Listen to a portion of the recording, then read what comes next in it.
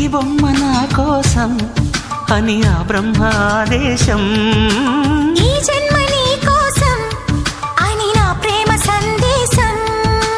కంగారు పడిపోనా హరిరిరి కాదంటే ఎప్పుడైనా, ఆ జోరి కదన్నా సరే సరే చూస్తారు ఎవరైనా.